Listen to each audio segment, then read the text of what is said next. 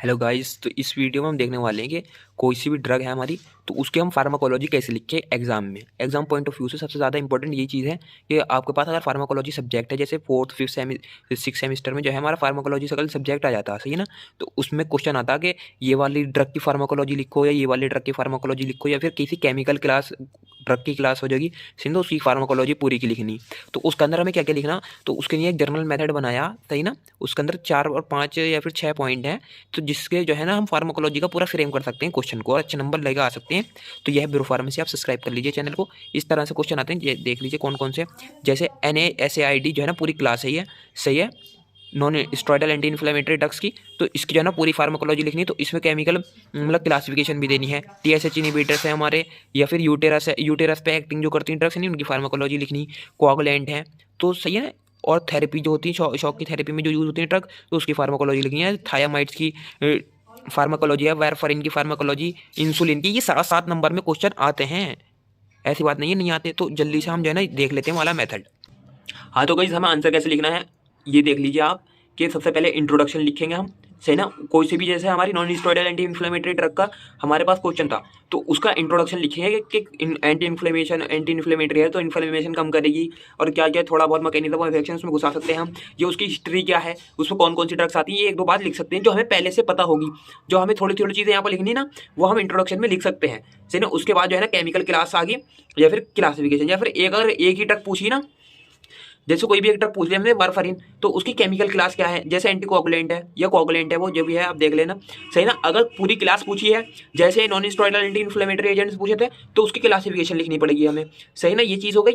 तो पहला point introduction, दूसरा केमिकल क्लास या फिर क्लासिफिकेशन। तो क्लासिफिकेशन हमें भी ऐसे याद नहीं करनी कि यार कि पूरी पूरी क्लासिफिकेशन याद कर ली हमने सबकी। हमें जो है ना इंपॉर्टेंट ड्रग देखनी, जैसे एक कैटेगरी होगी तो उसकी एक ड्रग देख ली, तो ये ऐसे करके 5 अगर कैटेगरी देख ली हमने, 5 हो गई उसमें, सही है ना। तो एक एक ड्रग याद कर ली, तो 5 ड्रग याद कर लो, बस नाम ही तो याद करने हैं। और उसका फिर मैकेनिज्म ऑफ एक्शन, पूरी केमिकल क्लास का मैकेनिज्म ऑफ एक्शन यूज मतलब वो कर लोगे आप याद। तो बस वो कोई सी भी ड्रग आ जाए उसकी, जैसे एंटीकोगुलेंट है, तो सबका मतलब ज्यादातर सबका जो है ना मैकेनिज्म ऑफ एक्शन एक सा है, तो पूरी क्लासिफिकेशन का मैकेनिज्म ऑफ एक्शन याद कर लो और आराम से इस पे लिख दो। तो इसमें इन्हें ये कोई पता है कि आपने जो है ना कैसे पढ़ा, आपको समझानी है बात इन्हें। फार्माकोलॉजिकल एक्शन कि उसका क्या क्या एक्शन हो रहा अंदर जाके, मैकेनिज्म ऑफ एक्शन कैसे कैसे ड्रग एक्शन कर रही है। फार्माकोलॉजिकल एक्शन मतलब हमारे जो डिफरेंट ऑर्गन है उस पर कैसे कैसे जाके जो है ना एक्शन मिल रहा है।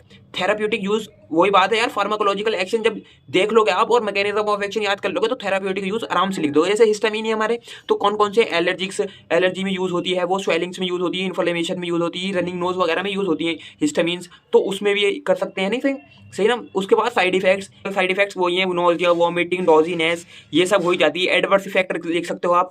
तो ये 6 पॉइंट है हमारे। पहला है इंट्रोडक्शन, केमिकल क्लास या क्लासिफिकेशन। अगर एक ही वो पूछी है वो ड्रग, तो उसकी केमिकल क्लास है। अगर जो है पूरे क्लास पूछ ली है, तो उसकी पूरी क्लासिफिकेशन है, सही है। मैकेनिज्म ऑफ एक्शन है, फार्माकोलॉजिकल एक्शन मतलब डिफरेंट ऑर्गन पे कैसा कैसा एक्शन मिल रहा है हमें। और थेराप्यूटिक यूजेस हैं, उसके क्या क्या यूजेस ले सकते हैं हम। इसमें एक पॉइंट और यूज हो सकता है कि कमर्शियल एप्लीकेशंस क्या क्या हैं, मतलब कैसे, मतलब कौन से प्रोडक्ट से बन रही है वो, मतलब कौन से सब्सटेंस से बन रही है। साइड इफेक्ट्स हो गए हमारे, नोजिया, वॉमिटिंग है, डोजिनेस वगैरह, ये सारी चीज़ें, सही है। और एडवर्स इफेक्ट लिख सकते हो आप या नहीं लिख सकते, वो आपके ऊपर डिपेंड करता। और एक आधा पॉइंट और ऐड हो सकता है आप इसमें, कि डोज, या फिर हाँ इसमें एक चीज और यूज हो सकती है, मोड ऑफ एडमिनिस्ट्रेशन, मतलब वाली ड्रग को या फिर वाली क्लासिफिकेशन में तो नहीं लग सकता हम। वाली अगर एक ही ड्रग पूछी, तो वाली ड्रग को जो है ना हम कैसे एडमिनिस्टर कर सकते हैं, IV है, IM है, या फिर ओरली है। एक और यूज हो सकता है इसमें, एक और मतलब एडिशन हो सकता है इसमें, एक और पॉइंट के उसकी डोज, अगर आप मतलब प्रो वाले बंदे हैं तो उसकी डोज कैसे देनी है, ये भी लिख सकते हैं। तो ये फार्माकोलॉजिकल वाला जो आंसर होता है ना, तो बहुत ही आसान हो जाएगा ये। और ये 7 नंबर में तो आ ही आता, 2 नंबर में तो आज तक ना आया, 7 नंबर में ही आएगा या फिर 10 नंबर में आएगा। मोड ऑफ एक्शन ये है, मैकेनिज्म ऑफ एक्शन, सही ना। तो ये 6 के 6 पॉइंट आपको याद कर लेने हैं, और इसी तरह फार्माकोलॉजी को क्वेश्चन को फ्रेम करके आना है वाले आंसर को, सही ना। अब मैं आपको एक जो है ये दिखा देता हूँ, मतलब कि एग्जाम्पल के तौर पर, सैंपल कि फार्माकोलॉजी ऑफ डिजिटॉक्सिन वाला क्वेश्चन आया था, तो कैसे लिखा। इंट्रोडक्शन पहले, digoxin is a positive inotropic drug which is used in the cardiotonic in many heart disease, ये लिख दिया हमने, है ना। उसकी क्लास कौन सी, कार्डियक ग्लाइकोसाइड है, नेचुरल कार्डियक ग्लाइकोसाइड है। उसका मैकेनिज्म ऑफ एक्शन ये आ गया पहले से, ये हमने ग्राफिकल रिप्रेजेंटेशन बना दी। उसके बाद कि ब्लॉक करता सोडियम पोटेशियम एटीपी एंजाइम को, इंक्रीज करता सोडियम लेवल को और एक्टिवेट सार्कोप्लाज्मिक रेटिकुलम और इंक्रीज फोरफुल कॉन्ट्रैक्शन को इंक्रीज करता, ताकि जो है ना फेलियर से वो हो सके, मतलब रिकवरी। फार्माकोलॉजिकल एक्शन कहाँ कहाँ सीवीएस पे हो रहा है एक्शन उसका, तो सीवीएस पे कौन कौन से एक्शन हो रहे हैं, 3 पॉइंट लिख दिए मैंने। उसका साइड इफेक्ट नोजिया हो जाता, वॉमिटिंग, फैटिक हो सकता और कार्डियक अरिथमिया भी हो सकता है, डायरिया भी हो सकता है। थेरेप्यूटिक यूज सीएचएफ में यूज हो रही है, आर्डियल फिब्रिलेशन में यूज होता और प्रोक्सिमल एट्रियल टेकीकार्डिया में यूज होता। कॉन्ट्राडिक्शंस भी लिख सकते हैं मैंने जैसे आपको बताया। और जैसे अगर एक ही ड्रग है जैसे हमारी डिजॉक्सिन है, तो इसका जो है ना मोड ऑफ एडमिनिस्ट्रेशन भी लिख सकते हैं हम, मतलब कौन से रास्ते से हम इसे दे रहे हैं। तो ये वाली वीडियो यहीं पर ही समाप्त होती है, बहुत ही आसान वीडियो थी। तो यहाँ पर लिखा है शुक्रिया, धन्यवाद। ब्यूरो फार्मेसी को सब्सक्राइब कर लीजिए और इस वीडियो को लाइक कर दीजिए। तब तक के लिए बाय बाय।